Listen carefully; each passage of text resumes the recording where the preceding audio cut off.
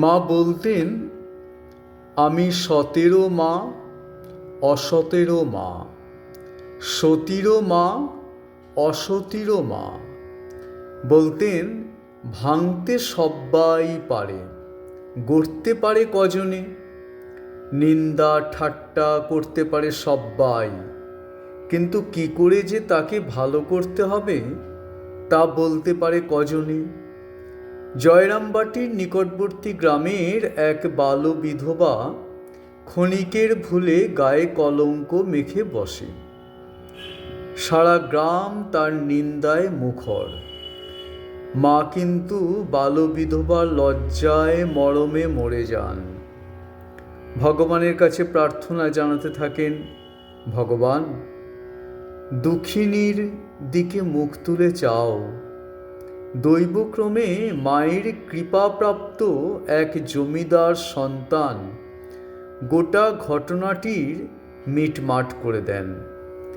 মা সেই সন্তানকে আশীর্বাদ করে বলেন, বাবা, দুঃখিনীকে বাঁচিয়ে দিয়েছ, রক্ষা করেছ, শুনে আমার প্রাণ ঠান্ডা হয়েছে।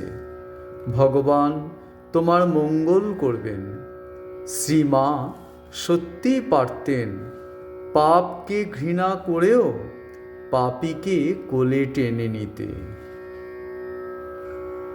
মা এসেছেন মোদের কি আর ভাবনায় আছে ভাই, মা এসেছেন মোদের কি আর ভাবনায় আছে ভাই।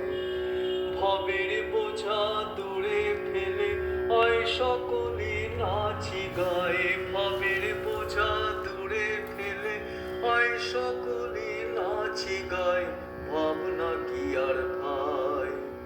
মা এসেছেন মোদের কি আর ভাবনায় আছে ভাই, মা এসেছেন মোদের কি আর ভাবনায় আছে ভাই, মা এসেছেন মোদের কি আর